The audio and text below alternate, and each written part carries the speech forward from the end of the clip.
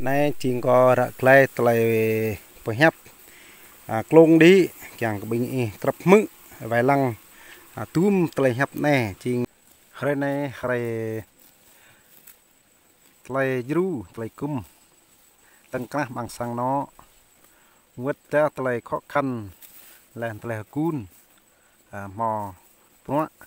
là nằm pha ra tላይ phượng bình ta dru cung bé trường hợp này nay chỉ như là ta đây kéo về lăng primo tăng các sang nọ bình ta đam họ tele rót đam họ tele cún bây giờ ở bình ta ngá làm ta phải chăng duru cung từ rót bình ta tăng các sang nọ hem lại tùy bia lại sang nọ ta chỉ như là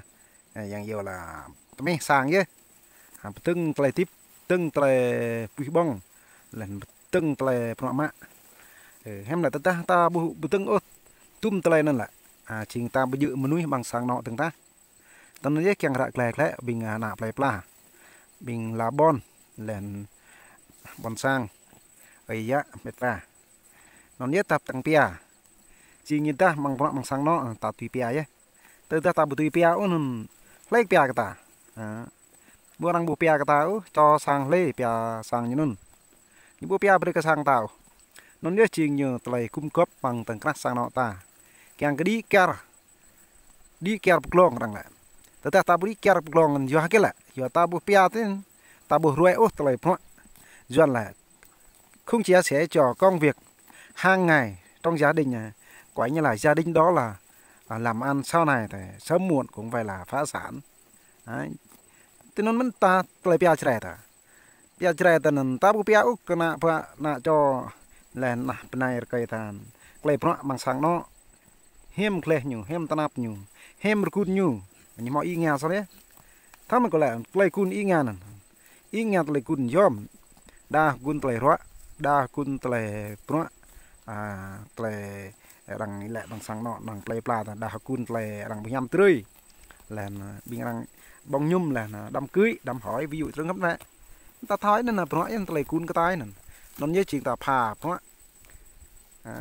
phượng dru cung từ nó nhé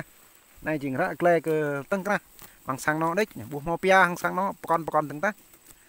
sang nó con nhựa mưng là ta mưng là nhựa pia clay túi hàng phượng bằng cò pia này là ắt dễ mưng ta như thau pia ta pia cái đây chỉ như clay mưng do cái lại rằng là pia cái này đền rằng là ta pia cái này đền rằng bờ mượn từng ta nên tiếng y nghe nhỉ tôi có thao là từ nó nhé bình bon sang ta bình bằng nạp lại plat đa như hẹp nún đa như hẹp này tôi hiện tại thao ta lại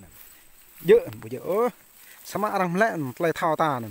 đang lại thao đang thương mình nhiều sao mà ta nó chẳng lại thao ta chẳng phai cho đang giúp sao mà do ta po đấy sao mà đang bụng mỡ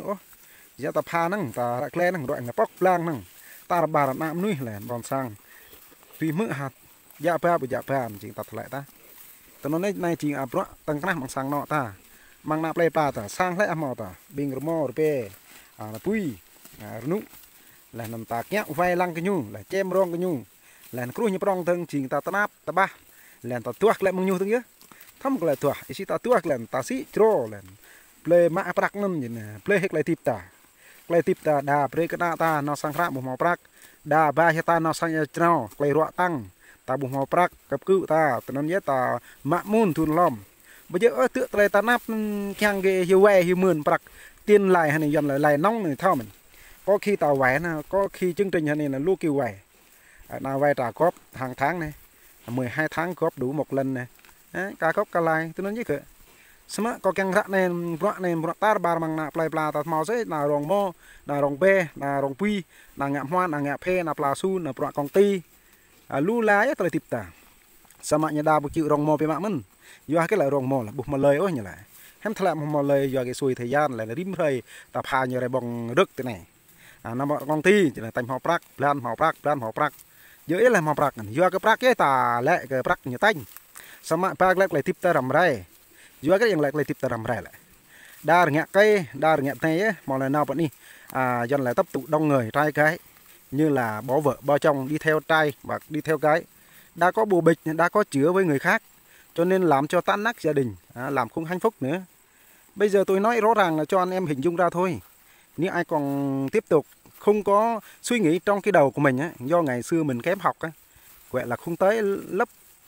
trường học nào, mình có tiền bao nhiêu cũng là trôi qua thôi. Ví dụ mình có tài sản, có đất đai bao nhiêu cũng trôi qua thôi. Bây giờ ta phải lẹ này tụi mình nhé. Ta họ lần họ nam họ bắt lu hay ta bu tay quá dần lại là trương lớp tiết kiệm tài chính ta càng cái ta bên vừng sau này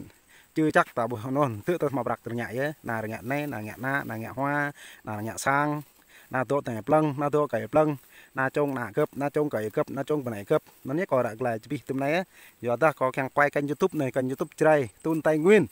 do ta là có lại chia sẻ lại phận đấy bu họ gì cọ chăm phụ lại họ lại bốn năm tụi do lại hép con này là buổi hàm thằng ta chính ta mượn bên này ta lùi bên này bên này bị bấm pre đăng ký có kênh coi là pha pre lu bình nuôi thao là càng cái giá pia còn lại hép này đi kia là nắp là tuôm bình nào chơi pe ta nhật thở lăng này nia chơi ta nằm túi ốt nia dọn như chiếc tay ta về ta lại nên ta nên chỉ tôi đừng nhớ mình thôi ta tôi gợi này chỉ mà tôi lấy hám ấy nằm lùi ra cây ta nằm lùi ra nạ ta nằm lùi tay ta đưa ra phun vàng từng ta nắm nhớ có càng đại lại chứ lại tụm này bên này bị tụi tập mướn tập lăng là xôi thời gian kia tụi mướn có bên này cố tụm bị lần chua chỉ có chứ lại bị nhấp lại bên tây lại video từ này ha bye bye bên này hết cái bên này